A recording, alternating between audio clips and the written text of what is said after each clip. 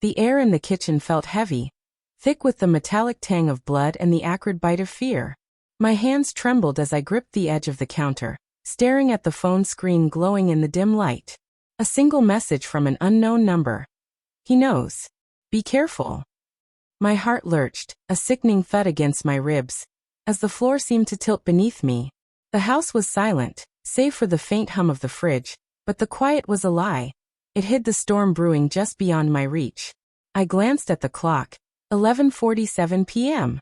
My husband, David, was still at the office, or so he'd said. But the message burned into my mind, each word a splinter under my skin. Who was he? And what did they know? I hadn't meant for it to happen. Nobody plans to fracture their life like this. 6 months ago, I was just Sarah, the dependable project manager, juggling deadlines and a marriage that felt like a warm, familiar sweater, warm but comforting. Then came Ethan, the new graphic designer with a laugh that filled rooms and eyes that lingered too long. At first, it was just coffee runs during late-night work sessions, his hand brushing mine as he passed me a latte. I told myself it was nothing, just camaraderie.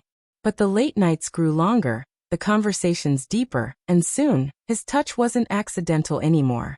I was drowning in guilt, yet I couldn't stop. Each stolen moment with Ethan was a spark in the gray haze of my routine, and I craved it like air. David hadn't noticed. Or maybe he had, and I'd been too blind to see the signs. He'd been distant lately, his kisses perfunctory, his eyes fixed on his phone during dinner. I chalked it up to stress. His promotion had come with longer hours after all. But now, standing in the kitchen, the message on my phone felt like a guillotine hovering above my neck. My fingers hovered over the screen, itching to call Ethan, to demand answers. But the front door creaked open, and my breath caught in my throat. Sarah. David's voice was low, almost a growl, as his footsteps echoed through the hall. The air shifted, charged with something dark and unspoken. I shoved the phone into my pocket, my heart racing as I forced a smile. He appeared in the doorway, his tie loosened, his dark hair disheveled. His eyes, usually warm like cedar wood, were cold, glinting like steel under the fluorescent light. You're home early, I said, my voice too bright, too brittle. The words felt like glass in my mouth. He didn't answer right away. Instead, he crossed the room, his gaze never leaving mine, and poured himself a glass of water. The faucet's drip was deafening in the silence. Long day, he said finally, his tone flat. You okay? You look tense. I laughed, a nervous chirp that sounded foreign even to me. Just tired. Work's been crazy. The lie tasted sour, but I clung to it, my fingers digging into the countertop.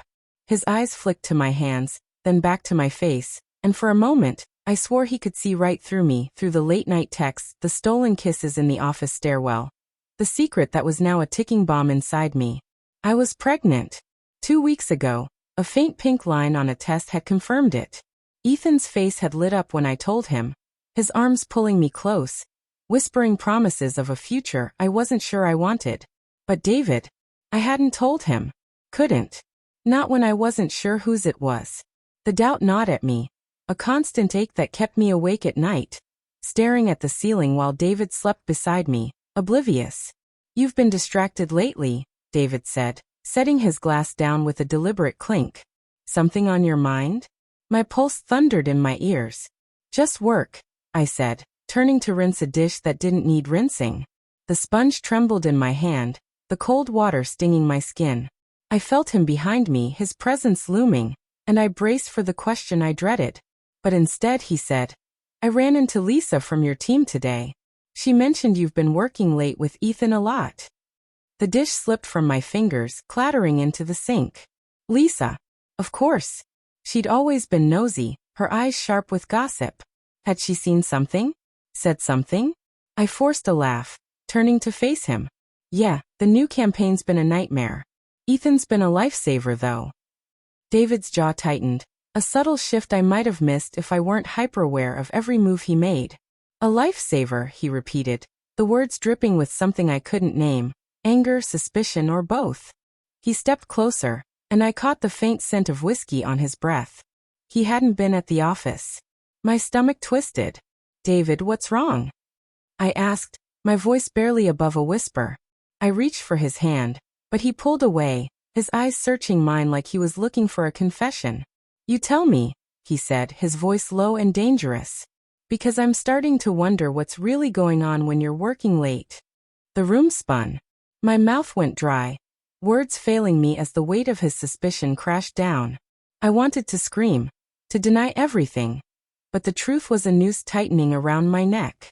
"David, My phone buzzed in my pocket, a sharp vibration that felt like a gunshot.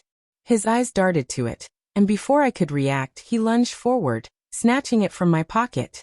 "David, stop." I grabbed for the phone, but he held it out of reach, his face a mask of fury as he swiped the screen. The message from the unknown number glowed like a beacon. He read it, his expression darkening, and then with a calmness that chilled me, he said, "Who's this, Sarah?" I opened my mouth, but no sound came out. My mind raced, scrambling for an explanation. But every lie felt flimsy, every truth too devastating. It's nothing," I stammered. "Just a wrong number." "Bullshit." The word was a slap, sharp and final. He scrolled through my texts, his fingers moving with terrifying precision. I saw the moment he found Ethan's name. The late-night messages I hadn't deleted. The ones I'd told myself were innocent enough to keep. His face crumpled, not with anger but with something worse, heartbreak. "David, please let me explain." I reached for him, but he stepped back, the phone slipping from his hand to the floor with a crack. The silence that followed was suffocating, broken only by his ragged breathing. "Explain," he whispered, his voice breaking. "Explain how you've been lying to me? How you've been—" He stopped, his eyes glistening with unshed tears. "How long, Sarah? How long have you been sleeping with him?" The question hung between us, a blade poised to cut. I wanted to lie, to protect him, to protect us, but the truth clawed its way out. 6 months. I whispered, tears streaming down my face. "I didn't mean for it to happen. I love you, David, I swear." "Love me?" He laughed, a hollow, bitter sound. "You're pregnant, aren't you? That's what this is about." His words were a punch to the gut, and I froze, my breath hitching. How did he know? Had Lisa told him? Or had he seen the test in the bathroom trash?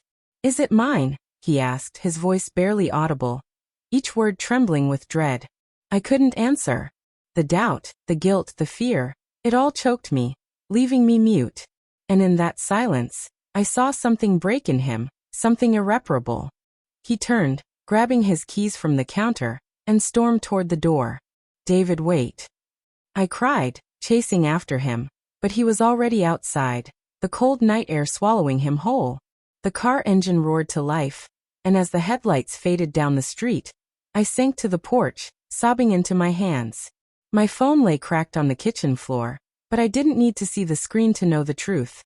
The message wasn't about Ethan. It was about David. And wherever he was going, I feared he was about to do something we'd both regret forever.